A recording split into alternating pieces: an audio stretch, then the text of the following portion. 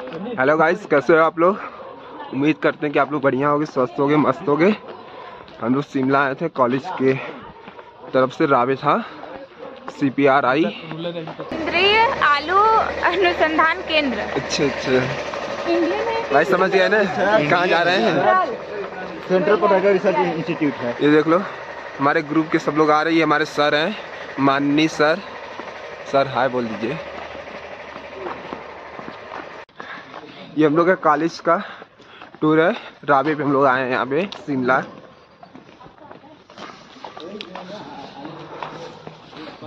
बदल नहीं रहा है, आम लिया था तो गाइस, हम लोग CPRI आ गए हैं। ये देखिए, ये CPRI है।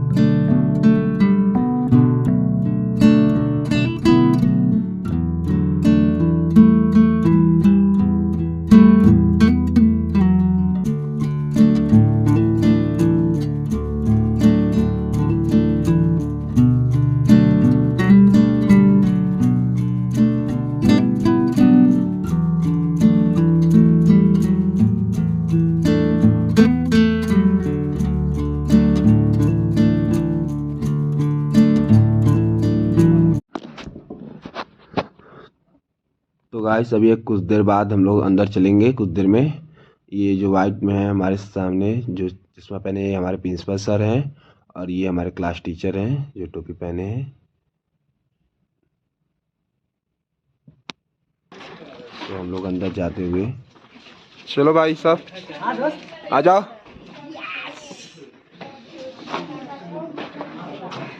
और वीरेंद्र भाई, क्या हाल चाल है।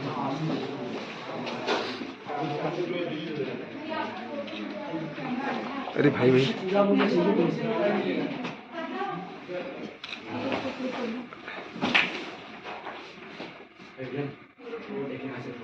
भाई आओ नीचे, नीचे सब लोग आओ। अरे आ जाओ नीचे सब, पहले नीचे आओ, ऊपर से आना फिर ना आओ। हाँ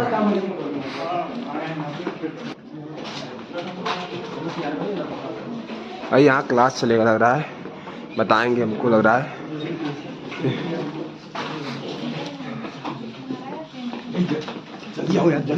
संध्या पिंटू,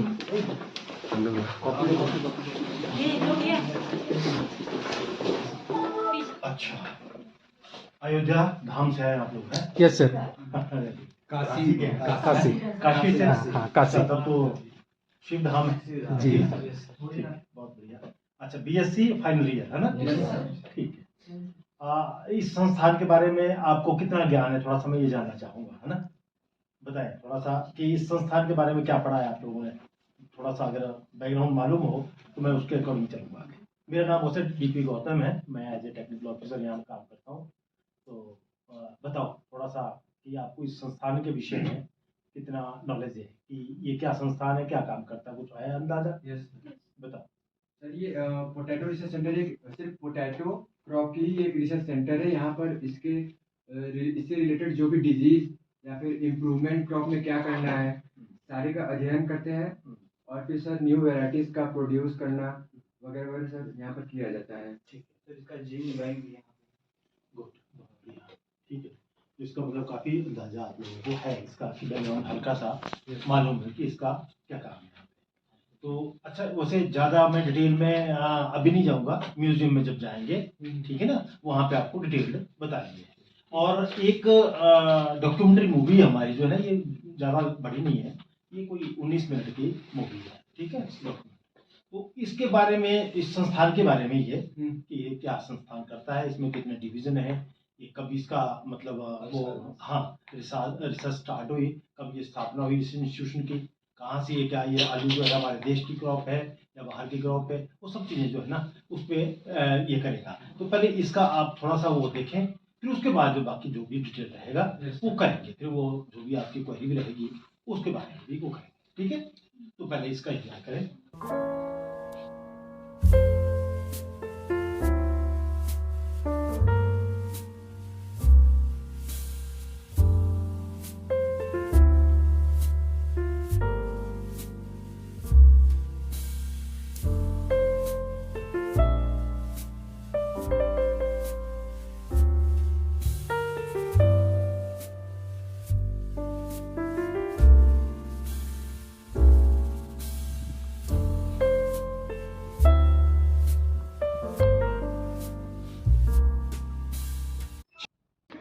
तो गाइस चलिए चला जाए म्यूजियम में देखते हैं क्या है, और हमारे कॉलेज के बाकी सब भी पीछे पीछे आ रहे हैं।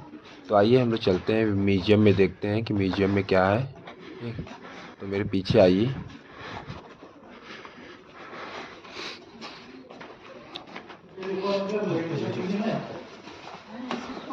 जारों में है ना अलग अलग वैरायटी रखी है।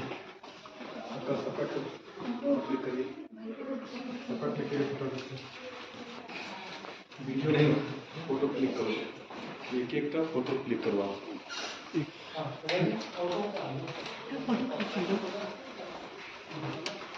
जितना भी हर किसी का एक एक कुछ रह गया पीछे कोई नहीं। आप लोगों में से खेती बाड़ी करते हैं कोई? सभी लोग करते हैं? किसान के घर में सारे किसान के करते हैं। आलू लगाते हैं घर में? हैं? कुछ शौक नहीं, एक दो तो कौन सी वैरायटी लगाते हैं? वैरायटी कोई लगाता नहीं है। हाँ, ऐसे लोकल मार्केट जो मिल गया जो मिलने वाला लगा है। दिया। अपने खाने के लिए या सेल खाने के लिए। खाने के लिए। ठीक, कोई बात नहीं। हो गए सब आगे? ठीक है, जैसे कि आप लोगों ने फिल्म देख ली, बाकी नीचे देख लिया होगा। ये स्टार्टिंग यहाँ से भी 1949 से आपने फिल्म में जरूर देखा होगा, है ना। ये जो एस रामानुजन जी हैं, ये फाउंडर ऑफ द डायरेक्टर थे, और नीचे स्टैचू लगा भी है इनका। ठीक है, तो उसके बाद 2016 तक तो अपडेटेड है, बाकी अभी थोड़ा रिनोवेशन चल रही है इसकी, तो उसको वो अपडेट कर लेंगे, क्योंकि जो डायरेक्टर नेक्स्ट वो 2-3 डायरेक्टर और भी आगे हैं, लेकिन थोड़ा सा वो कुछ फंड का इशू था। अच्छा,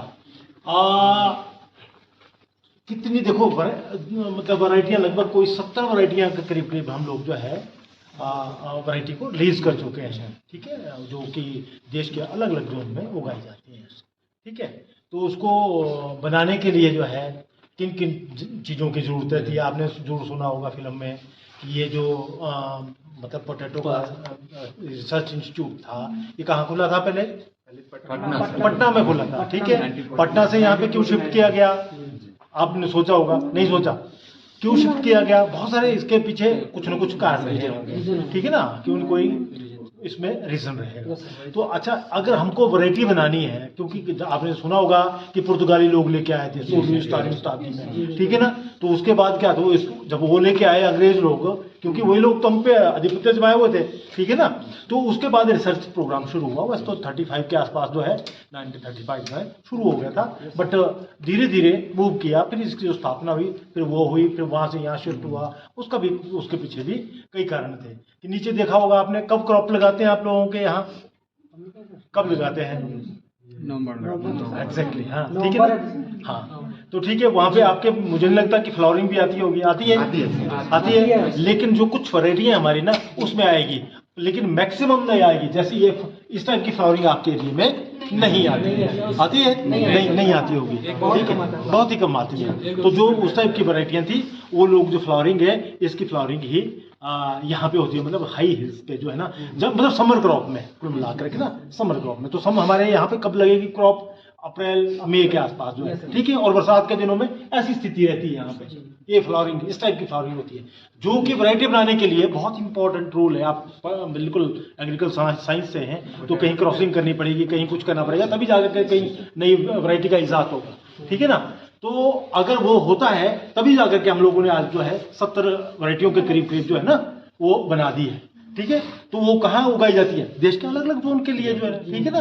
हर जगह एक ही वैरायटी का काम जो है ना वो नहीं चल सकता, ठीक है, कि प्लेन भी वही वैरायटी चले, हिल्स में भी वही है, कुछ एक वैरायटियाँ चल जाती है लेकिन वो इतना अच्छा रिस्पॉन्स नहीं देती, ठीक है ना। तो उसके पीछे बैकग्राउंड ये रहती है कि वैरायटियाँ बनानी थी, इसीलिए इस इंस्टीट्यूशन का जो वो था, मतलब वो हुआ, एस्टेब्लिशमेंट हुआ, ठीक है। बाकी वो पीछे बैकग्राउंड में देखें आप, वो जो देखें ना, ये लाल पीला इस टाइप का जो आलू है काला वाला, ठीक है ना, ये क्या है हमारे पास, ये भी आलू की ही वो है रखा हुआ, ठीक है, जर्मप्लाज्म कलेक्शन किया हुआ है। और ये जीन बैंक देख रहे हैं आप नीचे जो है ना, जो देख रहे हैं ना, ये क्या नाम में जो है, ये इसमें क्या है, इस टाइप से हम लोग जो है ना इसको कंजर्व करके रखते हैं, इन विट्रो कंजर्वेशन बोलते हैं इसको, ठीक है ना। ये हमारा जो एक डिवीजन है, क्रॉप इंप्रूवमेंट डिवीजन, उसमें क्या करते हैं, ये कंजर्व करके रखते हैं इन केस वैरायटी, मतलब आलू बीज ही खत्म हो जाए तो हमारा अगर संस्थान है तो वो बीज बना करके आपको दे सकता है, ठीक है ना, इस तरीके से। और नेक्स्ट में देखेंगे आप लोग जो ये बोर्ड लगा है, इसमें जो कुछ वैरायटियां जो है देख रहे हैं आप लोग, कुछ हिल्स की है टॉप में, ठीक है, एंड देन फिर उसके बाद प्लेन्स की वैरायटियां हैं कुछ, और कुछ जो है नीचे क्या है, प्रोसेसिंग की वैरायटियां हैं। जैसे होता है ना भाई, आजकल क्या बच्चे सभी लोग चिप्स खाते हैं, फ्रेंच फ्राइज खाते हैं, बहुत सारे और भी है, जलेबी भी बनती है इसकी, है ना, बिस्किट भी बनता है, वो बहुत सारी चीजें होती हैं। तो उसमें कैसे आगे देख रहे होंगे आप लोग जो है ना, सीक्वेंसिंग वगैरह का फोटोग्राफ लगा हुआ है, ठीक है। तो उसमें क्या है, उस वैरायटी का एक करेक्टर होता है, जैसे बोलते हैं ना, वो क्या होता है कि आपका जीन अलग है, उनका अलग है, उनका अलग है, ठीक है ना। वो जीन सीक्वेंसिंग हर वैरायटी की अलग अलग रहेगी, ठीक है ना। तो जो पढ़ा लिखा इंसान है वो तो उससे बता देगा कि नहीं ये वो वैरायटी है, फलाना वैरायटी है, टेक्निकल इसका। लेकिन एक किसान भाई कैसे पहचाने उस चीज को, प्रश्न वो है। तो हम उस चीज को आपको दिखाएंगे, और थोड़ा सा इस साइड पर। अच्छा, एक चीज है, किसान भाई हमारा पहचान जाता है कि ये फलाना वैरायटी है, ये कुफरी ज्योति है या जो भी है, ठीक है कि नहीं। लेकिन एक पढ़ा लिखा इंसान नहीं पहचान पाता उसको। कैसे आप लोग पहचान पाओगे, मुझे नहीं लगता अभी तो पहचान पाओगे। लेकिन छोटी छोटी चीजें हो जो कि डेली हर रोजमर्रा में अगर आप लोग, हाँ, एक्सपीरियंस से आती है, भले चाहे वो अनपढ़ है लेकिन वो अनपढ़ नहीं है उस फील्ड में, उनको बहुत ज्यादा एक्सपीरियंस है। अक्षर ज्ञान से पढ़ा लिखा नहीं होता, पढ़ा लिखा जो है एक्सपीरियंस से ही होता है सही मायने में, तो ठीक है। तो उसका क्या होता है, जो किताबें बनी है किन्होंने बनाई है, हमारे ऋषि मुनि को पढ़ा लिखा बोलेंगे नहीं, लेकिन ऋषि मुनि क्या थे, वो बहुत ज्यादा पढ़े लिखे थे, उस लेवल के, वो आज के डेट में जो पढ़े लिखे हैं उनसे भी कहीं आगे थे, ठीक है ना। तो इसी तरीके से मैं बताऊं आपको छोटा सा एग्जांपल, जैसे आलू को देख रहे हैं आप लोग, इसकी शेप पे भी देखो, वो अलग अलग आलू की शेप पे देखेंगे आप लोग तो कुछ ना कुछ अंतर होता है, लेकिन नहीं लग पाता फिर भी पता है, ठीक है। तो फिर भी कहीं उसका जो फ्लैश है, उसका जो है ना, जैसे नाखून से खुश देते हैं तो उससे पता लग जाता है, देखो ये येलो टाइप में, ये व्हाइट टाइप में, या कुछ थोड़ा सा देखो हल्का सा क्रीमी टाइप आ गया, है ना, इस टाइप का जो है ना वो रहता है। ये तो हो गया आलू का, जब आपके पास रॉ मटेरियल पड़ा हुआ है तब की बात है, ठीक है। बट अगर उसके बाद क्या आएगा, इसमें स्प्राउटिंग आ जाती है, लगाने से पहले ही जब कल्टीवेट करोगे भी आप उसको, ठीक है, तो क्या होगा, स्प्राउटिंग आ गया। स्प्राउटिंग में भी अंतर है, कुछ देख रहे हैं आप लोग, बहुत ज्यादा अंतर है, ठीक है ना। तो वैरायटी का किसान भाई वहीं से पता लगाता है, नहीं ये वो वैरायटी है भाई, ये वो वैरायटी नहीं है, ठीक है, क्योंकि 5-4 ही वैरायटियां ज्यादा किसान भाई लगाता है, ठीक है। और उसके बाद क्या आता है, पत्तियां आ जाती हैं, ठीक है ना। जब वो मिट्टी में लगा दिया हो, मिट्टी से पहले भी उसने पता लगा दिया, लेकिन मिट्टी के बाद भी पता लगा देगा कि देखो उसकी पत्तियों में भी डिफरेंशिएट आपको नजर आ रहा होगा। अब फ्लावरिंग आपके एरिया में आती नहीं है, क्योंकि प्लेन एरिया आपका, वहां का आएगी तो बहुत ही कम आएगी, सब में नहीं आएगी, हर वैरायटी में नहीं आती, वो भी जो बता रहे हैं। फ्लावरिंग आने से कोई दिक्कत नहीं, दिक्कत कोई नहीं है, बहुत बढ़िया है वो तो, आगे फ्लावरिंग आती तो बढ़िया है। तो फिर उसके बाद के फ्लावरिंग से भी देखो अलग अलग कलर से जो है ना, आप लोग उसको भी आइडेंटिफाई कर सकते हैं कि उसमें कितने के फूल लगते हैं, हो सकता है एक आध फूल लगे, किसी में जावा फूल लगे, कुछ ना कुछ वैरायटी का अलग रहता है। लेकिन वहां तक तो पहुंचने की जरूरत ही नहीं है, किसान भाई हमारा पहले ही उसको जो है इरेडिकेट कर देता है। क्योंकि अगर सीड पर्पज के लिए कोई किसान काम कर रहा है, या हो सकता है कोई कमर्शलाइज काम भी करते हैं ना किसान, तो वो भी उसको इरेडिकेट कर जाते हैं, साइड में कर जाते हैं कि भाई ये वो मिक्स हो जाएगा। क्योंकि मिक्स करके अगर बीज बेचोगे तो क्या होगा, उससे कोई भी आपसे नहीं लेगा, ठीक है। तो ये इस तरीके से उसको आइडेंटिफाई। अच्छा, मिक्स वो कर सकते हैं आप लोग, कोई इंटरक्रॉपिंग कर सकते हैं, कोई इशू नहीं है, चाहे आप किसी भी क्रॉप साल लो, कोई ऐसी दिक्कत वाली बात नहीं है। वैरायटी रिलीज करने से पहले उसको throughout the country check किया जाता है पहले, ठीक है ना। ये हमारे AICRP के सेंटर है, all India coordinator research project on potato, जो ठीक है, वो सारे के सारे में जो है बने हुए हैं, ये सारे के सारे जो हमारे पूरे देश में रिसर्च सेंटर बने हैं, जहां पे उसको टेस्ट किया जाता है, फिर जाकर के उसका नाम कर देता है, प्रोडक्टिविटी टेस्ट करते हैं। एग्जैक्टली कि किसकी कहाँ मतलब गुणवत्ता अच्छी आ रही है उसके। ठीक है, क्रॉप में बताया आपको, जैसे आपको ये बताया दिया कि कितने डिवीजन है इसमें, वो आपको फिल्म के माध्यम से आप लोग देख चुके हैं, और स्टेशन कितने हैं हमारे वो भी सब आप लोग देख सकते हैं। लेकिन ये जो कुफरी फागू है ये अब इसी इंस्टीट्यूट मतलब इनके संस्थान मुख्यालय के साथ ही अटैच नहीं है, ठीक है। तो हमारे जो ये 6 स्टेशन है इसका ध्यान रखें आप लोग। और इसके बाद जो ये प्रोसेसिंग का जो देख रहे हैं आप लोग जो है बहुत सारी चीजें इसकी प्रोसेसिंग में क्या इसका बनता है आलू का, तो हर चीज है। ये बोटेनिकल सीड बोलेंगे इसको, टीपीएस जिसको बोलते हैं, ट्रू पोटैटो सीड, ये इससे भी आलू को पैदा किया जा सकता है। लेकिन हम लोग ज्यादातर क्या यूज करते हैं, आलू को ही एज ए बीज यूज करते हैं, ठीक है ना, क्योंकि किसान भाई के लिए क्या चाहिए, इसमें टाइम ज्यादा लगता है। हाँ, ये वहां के लिए था, ये टेक्निक उन लोगों के लिए थी जहां पे आलू की कॉस्ट बहुत ज्यादा बढ़ जाती थी, ठीक है। जैसे सपोज करो नॉर्थ ईस्ट में जाना है, आलू कहाँ जाता था, पहले यहीं से जाता था, इन हिल्स के ऊपर से जाता था, और जाएगा कहाँ, वो नॉर्थ ईस्ट में चला गया या दूर से दूर, तो उसकी जो ट्रांसपोर्टेशन कॉस्ट होती थी बहुत ज्यादा बढ़ जाती थी, ठीक है ना। तो वहां के लिए ये भी टेक्नोलॉजी थी, लेकिन अब आज की डेट में और टेक्नोलॉजी बहुत सारी ईजाद कर दी गई, ठीक है। इसका देखो ये आटा भी है, आटा भी आलू का बन सकता है, स्टार्च वगैरह बहुत सारी चीजें इसके जो बनते हैं, जलेबी इसकी बना लो, बिस्किट इसके बनते हैं, वाइन इसका बन जाता है, बहुत सारे प्रोडक्ट हैं। अच्छा, उसके बाद देखो आलू खाने से क्या क्या होता है, आलू में क्या चीज ऐसी है, इसमें मैक्सिमम जो भी चीजें चाहिए वो मैक्सिमम है, लेकिन इसका खाने का एक तरीका जो है हमारा थोड़ा सा गड़बड़ा जाता है। यहाँ पे खाने का तरीका क्या है हमारा आलू का, किस तरीके से खाते हैं आप लोग, छिल के आप डायरेक्ट आलू खा जाओगे, बॉईल करके खा जाते हैं आप लोग, या कुछ अलग करते हैं, पराठे के रूप में खाते हैं, टिक्की, ये चिप्स, ये, ठीक है ना। तो कारण क्या है, डॉक्टर लोग बोलते हैं कि भाई आलू नहीं खाना, आलू खा के मोटा हो जाता है इंसान। क्या हो सकता है इससे आलू खा के मोटा हो सकता है, आप कितना मानते हो, इसको देख करके बताओ, है कोई चांसेस मोटे होने के? नहीं सर, नहीं है ना, क्योंकि फैट इसमें जो है कितनी नेग्लिजिबल है, ठीक है। यही कारण के मेन जो है कि मोटा हो जाएगा, लेकिन इसको खाने का जो तरीका है हमारा वो कहीं ना कहीं गड़बड़ है। आप इसको चिप्स के रूप में खाएंगे, फ्रेंच फ्राइज के रूप में खाएंगे, आप पराठे के साथ खाएंगे या काय के साथ खाएंगे, चिप्स वगैरह, टिक्की, बहुत सारी चीज ऐसी हैं तल के खाएंगे, तो जो तेल है या घी है वो इसमें वहां से आता है, ऑब्जॉर्ब ज्यादा करता है, इसीलिए बदनाम हो जाता है।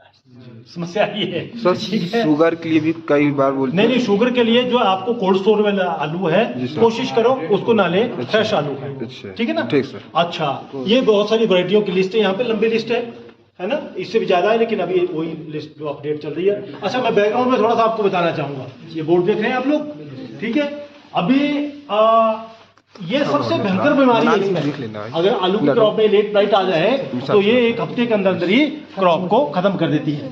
अच्छा, एक चीज और बताओ मेरे को, मैं आपसे एक चीज पूछना चाह रहा हूँ, कोरोना किस किसने देखा था, जो कोरोना काल है वो किस किसने देखा? सबने देखा, सबने देखा है, कोरोना काल देखा है, लेकिन कोरोना नहीं देखा, क्यों, वो टीवी में बताते तो थे, हाँ अलग वेरिएंट के तो दिखा रहे थे ना, हाँ ठीक है। लेकिन आप लोगों को में से भी किसी को कोरोना हुआ? नो सर, नहीं हुआ, बड़ी अच्छी बात है, वेरी गुड। कोरोना फिर तो देखा नहीं आप लोगों ने, जब हुआ नहीं आपको। जी सर। लेकिन आप सुना तो होगा, किसी को बुखार आ रहा है, किसी का टेस्ट चला गया, क्या देखा आप लोगों ने? सिम्टम देखे आप लोगों ने, ठीक है ना। तो सिम्टम, वायरस जो है ना आप देख नहीं पाओगे, ठीक है, लेकिन फिर भी देख सकते हैं। कैसे देख सकते हैं हम लोग? माइक्रोस्कोप से, ठीक है। तो ये चीज है, लेकिन आप लोग क्या देख सकते हो? अदरवाइज सिम्टम देख सकते हैं। तो अगर आलू में भी इस टाइप के वायरसेस होते हैं, ये देख रहे हैं आप लोग सारी ना, इस तरीके से जो अगर आप देखेंगे कि पौधा इस टाइप का है, तो ये कहीं ना कहीं कहाँ फेस पे आता है, सिम्टम, बुखार आना शुरू हो गया, जुकाम आ गया, किसी का टेस्ट ही चला गया, तो बस वही चीज है, मान के चलो कि इसी तरीके से आलू में भी सिम्टम आते हैं, ठीक है। और ये कुछ सॉइल बॉर्न डिजीज है, ठीक है, जो सॉइल से बोलते ना इंसानों को आती है भाई, बीपी, शुगर, ये वो जो भी होता है ना, इस तरीके से। तो हमारी जो माता है, धरती माता, उससे भी कुछ बीमारियां आती हैं, तो इस तरीके की स्थिति होती है। कोई सॉइल जो है ना, बोलते ना कि वो खराब है, ये जो है ना भैया, अच्छा बड़ा चंगा भला आदमी, बहुत तगड़ा आदमी था, लेकिन फिर भी मर गया, ये बैक्टीरियल रिजल्ट है। इसी टाइप से देखो, ये पौधा बिल्कुल ओके था, लेकिन एकदम लटखड़ा गया, कहीं ना कहीं वो दिक्कत थी। फिर ठीक है, इसके बाद जो है कोरोना को फैलाने वाले कौन लोग थे? कोरोना किसने फैलाया था?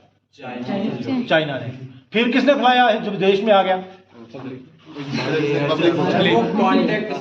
हाँ, पहले कौन लेके आया? शुरू में बड़ी वो खबरों में रहा था उस टाइम, है, जमाती लोग आए थे, है माइग्रेंट जो माइग्रेट वही लेके आए ना यहाँ पे, अदरवाइज तो नहीं फैलना था। हाँ बताते ना वो, कहीं ना कहीं देखो उन्होंने कोई जानबूझ के थोड़ा भी किया होगा, कहीं ना कहीं नुकसान हुआ, ठीक है, लेकिन नुकसान तो हो गया ना, अब देश को पूरे उसमें जो है वो घुस गए कहीं ना कहीं। तो उस परिस्थिति में हम ही लोगों से वो कोरोना आगे से आगे फैला, ठीक है। तभी तो बोल रहे थे, मोदी जी बोलते थे कई बार, ये कितने मिलिट्री की दूरी, 1.5 मीटर की दूरी है, दूरी बनाए रखें। कारण क्या है, हम बात कर रहे हैं ना आपस में, तो जो मैं बात कर रहा हूं ना, इससे भी वायरस फैलता है, ठीक है ना। तो इसीलिए कह रहे थे वो, उसके पीछे बैकग्राउंड होती। तो इधर क्या है, इस केस में, पोटैटो के केस में, ये जो ये देख रहे हैं ना आप, ये कीड़े मकोड़े सब ये फैलाने का काम करते हैं। एक पत्ती पे बैठा, दूसरे पे पौधे पे चला गया, तीसरे पे चला गया, तो फैलता है इस तरीके से। हम लोग भी फैलाएंगे, अगर हम क्रॉप के बीच में जाते हैं और हमको कोई ऐसी दिक्कत है तो उससे भी फैलेगा, समझ गए ना। हाँ, तो ये भी हो सकता है। अब आगे चलें और अब आएंगे हम लोग एरोपोनिक के ऊपर, ठीक है। आपने बीमारियां देखी कि सॉइल से भी बीमारी आ रही है और ऊपर से भी वायरस फैल रहा है और दूसरी डिजीज भी आ रही है, ठीक है। वैरायटियां भी देख ली आप लोगों ने। अब एक और जो ये टेक्निक है, ये क्या है, एरोपोनिक टेक्निक है, ठीक है। टेस्ट ट्यूब बेबी सुना है आप लोगों ने, ठीक है। वैसे ये टेस्ट ट्यूब पोटैटो बेबी है, ठीक है ना, ये जो है, ठीक है ना। उसके बाद क्या करते थे हम लोग, इसको फ्लास्क में शिफ्ट कर दिया और उसमें आलू पैदा कर दिया इन लैब कंडीशन, ठीक है ना। बोलते हैं ना कि बेबी बच्चा, वही आलू का बच्चा, छोटा सा आलू, माइक्रोट्यूबस जिसको हम कहते हैं, वो पैदा कर दिया। इसको हम फील्ड में लगाएंगे तो वी विल गेट मिनी ट्यूबस, ठीक है। बट इस टेक्निक की बेनिफिट वो क्या है, ब्यूटी क्या है कि उसको सीधा हमने यहाँ पे ट्रांसप्लांट कर दिया, बच्चा पैदा हुआ, एकदम उसको बाहर नहीं लेके गए, लेकिन ऐसा माहौल दे दिया उसको, एरोपोनिक का ऐसा स्ट्रक्चर बना दिया कि जिसमें वो बच्चा मरे ना, वो जो आलू का पौधा है ना वो मरे ना वहां पे। उसको लगभग 8-10 दिन के लिए बाहर रखा ऐसी स्थिति में जहां पे वो मरे ना, ठीक है। क्योंकि जब बच्चा पैदा होता है तो कहाँ रखते हैं उसको, कहीं ना कहीं ऐसे कमरे में रखते हैं जहां पे वो हवा, बहुत सारी चीजें जो है, ताकि वो डैमेज ना हो जाए, ठीक है ना। तो इसी तरीके से पेरेंट्स करते हैं। तो यहाँ पे क्या वैज्ञानिक करते हैं हमारे कि उसको यहाँ पे लगाया, 8-10 दिन की हार्डनिंग हुई, एंड देन फिर उसके बाद क्या हुआ।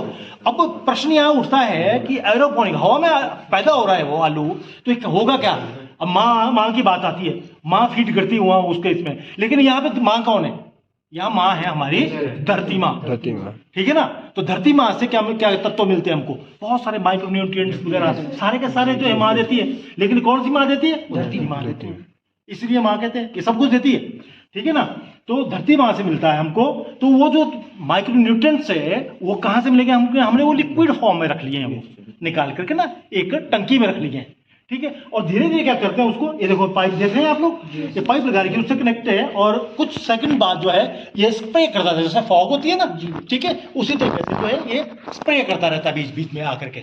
और फिर इस जड़ों जो रूट्स वाला पार्ट है ना उसमें, ठीक है, पौधा इस तरीके से बड़ा हो जाता है। ऊपर से सनलाइट उतनी इंपॉर्टेंट है, बोलते ना सूर्य भगवान है, भगवान हमारे लिए हो, डायरेक्ट है कि नहीं। अगर वो नहीं है तो हम लोग नहीं है, इसीलिए उसको मानते हैं, ठीक है ना। तो कहीं ना कहीं हमारे साथ रिलेशन जुड़े हुए, तो इससे फोटोसिंथेसिस उससे ऊपर होना वो शुरू हो जाता है, ठीक है। आप लोग साइंस के आदमी, आप लोग बड़े अच्छे तरीके से तो समझ रहे होंगे। और ये जो धीरे धीरे पौधा इस तरीके से बढ़ जाता है, और लगभग 40-45 दिन की जब क्रॉप हो जाता है ना, पौधे की उम्र हो जाती है, तो लगभग हम पहली क्रॉप हार्वेस्टिंग लेना शुरू कर देते हैं इससे, करेक्ट।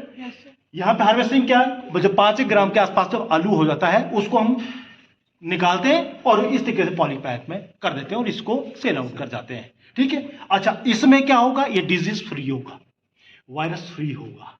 कॉज कैसे हुआ, क्योंकि एक कंट्रोल्ड कंडीशन में है ना, तो वहां पे इंसेक्ट्स वगैरह जो है, ये पेस्ट वगैरह ये नहीं जा सकते, ठीक है। सॉइल नहीं है, जो सॉइल से हमारे को बीमारी आएगी वो नहीं है, ठीक है। तो इस तरीके के वो भी नहीं रहती है, ठीक है कि नहीं। अब आगे क्या हुआ, जब ये निकला, अब मिट्टी में अगर ये पौधा लगाया हुआ होता, आप लोग देखो फार्मर बैकग्राउंड से हैं तो एक ही बार निकाल पाओगे, लेकिन इसकी ब्यूटी क्या है, यहाँ पे 10 से 15 बार हम लोग इसकी हार्वेस्टिंग भी करते हैं, मल्टीपल टाइम। जो सर बड़ा हो जाए साइज का उसको ले लेंगे, नहीं बड़ा, हाँ एग्जैक्टली, वो धीरे धीरे बड़ा होता रहेगा। मतलब वही मैंने बताया ना आपको कि मिनी ट्यूबर का जो साइज है वो लगभग 5 ग्राम के आसपास का है, ठीक है। तो जब उतने का करीब करीब हो गया हो तो उसको निकाल देंगे। 45 दिन स्टोर तो कर नहीं सकते इसको, क्या इसको इस आलू को स्टोर नहीं कर सकते, 45 दिन में निकालेंगे आलू, हाँ ये तो स्टोर कर नहीं सकते इसको। क्यों नहीं करेंगे स्टोर? अरे इसका जो छिलका ऊपर होता है वो पकता नहीं, उसकी हार्डनिंग करवाते हैं उसके हाँ, बाद, ये चीज ठीक है ना, उसके बाद उसकी हार्डनिंग करते हैं, ठीक है। जैसे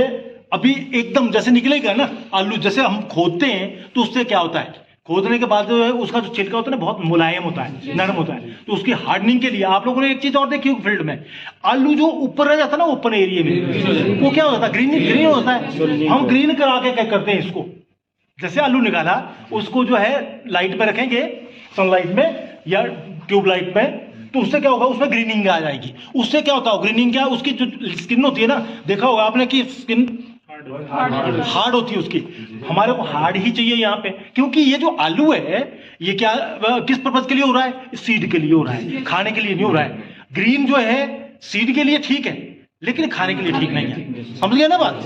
तो हम लोग ग्रीन करा के करते हैं, फिर इसको ग्रीनिंग आएगी जो भी आपको देंगे तो उसमें वो चीज रहती है, क्योंकि वो मजबूती आ जाती है उसमें, ठीक है ना, स्किन को हार्ड कर दिया जाता है। तो इससे कितना बड़ा बेनिफिट हुआ कि जो कोई 50 से 70 आलू एक पौधे के अगेंस्ट मिल गया, जबकि आपको फील्ड में होते तो वहां पे वही 8-10 आलू आपको मिल रहे होते हैं, ठीक है ना। तो इस टेक्निक की ब्यूटी है कल्टीवेशन के लिए। अभी मैं आपको बता रहा था ना, वो वहां पे सीड दिखाया होगा, ठीक है, ये सीड उसको एक्सट्रैक्ट कैसे करते हैं, ठीक है, ये वो नर्सरी लगा रखी है, ठीक है ना, वो जो बीज था वो लगाया, फिर ट्रांसप्लांट किया, धीरे धीरे पौधा उस टाइप का बड़ा होता है और पौधे की हार्वेस्टिंग करेंगे तो इस तरीके से आलू निकल जाता है उसमें, ठीक है। और ऊपर बेरी देख रहे हैं ना आप, हरा टमाटर जैसा ये बेरी लगती है उसमें, वो क्रॉसिंग चल रही है, ठीक है। और उसके बाद जो बेरी लगती है, उस बेरी को अगर मैश करेंगे ना तो उससे इस टाइप का जो सीड था जो मैं आपको वहां से दिखाया उस तरीके से निकल जाता है। अब प्लेन में देख रहे हैं ना आप लोग, ये प्लेन का फोटो है हमारे मोदीपुरम का है, आपके मेरठ का, उत्तर प्रदेश का है, ठीक है। ये देखो ये लाइट का लिए लगा रखी है, ये लाइटें इसलिए लगा रखी है ताकि इन वैरायटियों में भी यहाँ पे फ्लावरिंग आए, क्योंकि विंटर सीजन में आप लोगों के होता है ना वहां पे आलू, इसलिए वहां पे वो कॉज वो ये कि इसलिए आपके वहां पे फ्लावरिंग नहीं आती, ठीक है। इसके लिए क्या चाहिए, फोटोपिट ज्यादा चाहिए फ्लावरिंग के लिए, तो वो वहां पे हो नहीं सकता। आप सपोज करो आपने ये प्रश्न नहीं किया मेरे से कि हम लोग गर्मी में क्यों नहीं लगाते आलू को। अगर गर्मी में लगाते हैं आलू को इन समर क्रॉप तो फिर क्या होगा, हाँ तापमान में क्या फर्क पड़ता है, तापमान से क्या रिलेशन है उसका। मैंने प्रश्न पूछा, आपने प्रश्न नहीं पूछा कि आप विंटर्स में लगाते हैं आलू को, अगर उसको समर में लगा दें ताकि फोटोफिट और फ्लावरिंग वहां पे भी हो जाए, तो ये प्रश्न नहीं पूछा, मैं ये बोल रहा था। तो अगर समर में लगा दो तो क्या होगा। जी सर नहीं पता सर, आप ही बताइए आप ही बताइए, ठीक है ना। बनेगा, हाँ कॉज उसका बच्चा है कि वो उसका जो कंद है ना वो कंद नहीं बनेगा, उसके लिए जो सॉइल टेम्परेचर है ना नीचे का वो टेम्परेचर चाहिए होता है 18-20 डिग्री से नीचे, जबकि आप लोगों का तो चला जाता है वहां पे 40-40 में, तो फिर उस पर ट्यूबराइजेशन नहीं होगी। हो सकता है जो आपका फोलिएज ना आपका आलू खूब दिखे ऊपर कि बहुत जबरदस्त क्रॉप आ रही है, लेकिन नीचे कुछ नहीं होगा, ठीक है ना। तो इसलिए वो नीचे नहीं था, इसीलिए ये भी एक कॉज है, यहाँ के लिए शिफ्ट करना पड़ा। बहुत सारी चीजें इसके पीछे है ना। अच्छा भाई इंटरक्रॉपिंग हो सकती है, बाकी हम लोग को जो मैकेनाइज तरीके से भी आलू को लगाते हैं, जो कि आप लोग वहां पे करते ही हैं। ये तरीका जो है ये इसके ऊपर भी मशीनरी होती है ना, ट्रैक्टर में पीछे फंसा देते हैं, तो इस तरीके से भी ये मशीनरी हमारा जो संस्थान है वो बनाता है, ठीक है जी सर। अच्छा तो देखना लगेगा। अच्छा अब सपोज करो, मैं एक चीज यहाँ पे सिर्फ फोकस करूंगा कि हमारे प्रधानमंत्री जी का कई बार बोलते हैं माइक्रो इरिगेशन के लिए 1 ड्रॉप एंड मोर क्रॉप की बात करते हैं, ठीक है ना। वो क्या चीज है, वो यही है कि पहले फरों की इरिगेट करते थे, ठीक है। ये जो ये नालियां सी बनी हुई है इस तरीके से पानी लगा देते थे और वो घूमती रहती थी तो आलू खूब होता था। लेकिन आज की डेट में हमारे पास डे बाई डे क्या हो रहा है, ग्लोबल वार्मिंग की वजह से पानी की बहुत बड़ी दिक्कत आ रही है और प्लेन्स में पानी बहुत ज्यादा डीप जा रहा है, निकालने के लिए बहुत ज्यादा कॉस्ट बढ़ रही है। लेकिन किसान के लिए क्या चाहिए, कम से कम लागत और ज्यादा से ज्यादा फायदा, ठीक है। इंटरक्रॉपिंग कर सकते हैं। लेकिन अब यहाँ पे क्या हुआ, उसके बाद हम लोगों ने टेक्नोलॉजी बनाई और स्प्रिंकलर पे बनाई, स्प्रिंकलर टेक्नोलॉजी की भी बारिश की तरह पानी आए उस तरीके से वो हो जाए, राइट। फिर वो हुआ, लेकिन अब ये जो ये पर ड्रॉप एंड मोर क्रॉप की बात आती है, ड्रिप इरिगेशन की बात आती है, यहाँ पे क्या है, पहले हम लोगों ने सिंगल रो पे ट्राई किया इसको एंड देन फिर उसके बाद डबल रो पे भी चल रहा है। देखो क्रॉप देख ही रहे हैं आपके सामने। बट यहाँ से क्या था, इस टेक्निक में क्या था कि बारिश की तरफ पानी आ रहा है तो पानी यहाँ पे भी चला जाता था, ठीक है, क्योंकि आपके प्लेन में बारिश भी कम होती है, ठीक है। यहाँ पानी नहीं जाएगा तो क्या होगा, पानी जो है बर्बाद नहीं होगी। पानी एक तो बर्बाद नहीं होगा, पानी की मतलब कंजप्शन है बहुत कम हुई आलू के लिए, ठीक है, एक तो वो कम हुआ, और अगर यहाँ पे नहीं जाएगा पानी तो क्या होगा, और डिजीज की क्या होगा। हाँ, सपोज करो वहां पे खरपतवार भी नहीं होगा, वीड्स नहीं होंगे। अगर वीड्स नहीं होंगे तो क्या किसान का बेनिफिट होगा कि आपको वहां पे उसको उखाड़ना नहीं पड़ेगा, तो मैन पावर कम लगेगी, ठीक है ना, तो कॉस्ट ऑफ कल्टीवेशन कम हो जाएगी और किसान का प्रॉफिट ज्यादा बढ़ गया। तो मेन मकसद हमारा ये फोकस है कि किसान का बेनिफिट किसी तरीके से ज्यादा बढ़ना चाहिए, ठीक है ना। तो ये इसमें इस टेक्निक की ब्यूटी है। ये रिमोट सेंसिंग है थ्रू सैटेलाइट, ठीक है ना, वो भी इतना इंपॉर्टेंट है। ये बता देता है कि इस जगह में आलू की क्रॉप लगी हुई है और लगभग टेंटिव जो है इतना प्रोडक्शन हमारे देश में वो आने वाला है। तो वो किसानों को बेनिफिट है, एक किस्म से वो एडवाइजरी होती है। अच्छा, जब सपोज करो अब प्लेन्स वाले जो लोग हैं उनका लगभग एक ही जैसा टाइम होता है सोइंग का, थोड़ा सा 1 महीने का जैसा ज्यादा अंतर रहता है, ठीक है ना।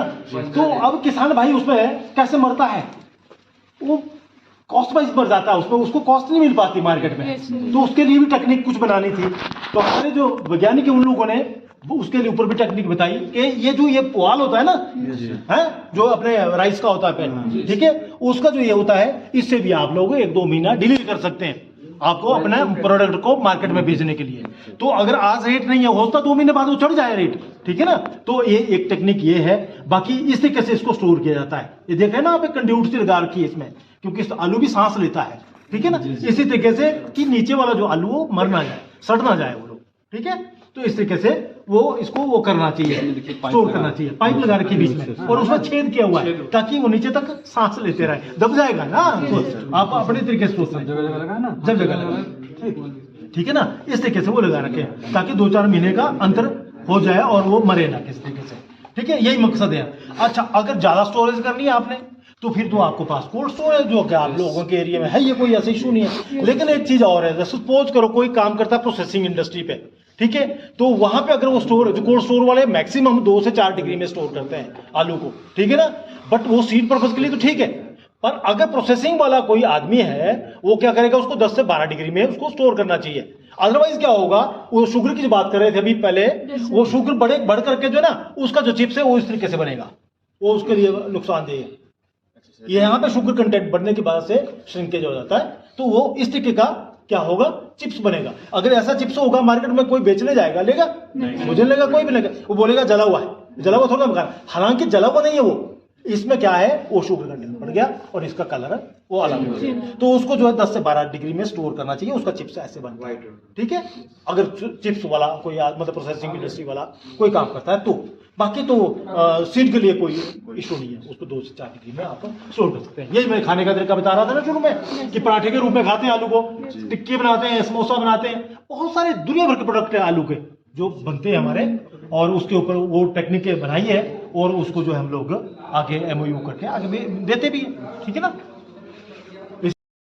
शो कर रहा है आपको एक हमारे टार करके जो है ना, टेक्नोलॉजी असेसमेंट एंड रिफाइनमेंट के तहत जो है प्रोजेक्ट था, IVLP, institute village linkage program, उसके तहत जो है ना, कुछ किसान आते थे, वो बोलते थे कि आप सिर्फ आलू के विषय में बताते हैं, हमारे को आलू थोड़ा भी लगाना है, कुछ और भी लगाते हैं, तो ठीक है ना। तो उनको जो है वहाँ के एक्सपर्टीज बुला करके, जैसे जिंजर है, पीज है, मशरूम है, गेहूँ है, या मक्का जो भी है, उसके अकॉर्डिंग जो है टमाटो है ना, इस तरीके से उन लोगों को भी वो एजुकेट करते रहते थे, ठीक है। बाकी जो है ये हमारे डिवीजन का हिस्सा है, काम चल रहा है, जैसे आप लोग मेरे साथ चले हैं, तो ये जो हमारा ट्रांसफर ऑफ टेक्नोलॉजी की बात करते हैं, तो ये ट्रांसफर ऑफ टेक्नोलॉजी कहीं ना कहीं, जैसे हम लोग बता रहे हैं आप लोगों को, तो नेचुरली कहीं ना कहीं ये जो हमारा यहाँ का वो टेक्निक है वो ट्रांसफर हो रही है, आपके माध्यम से हो रही है, जो भी लोग आते हैं उनके माध्यम से।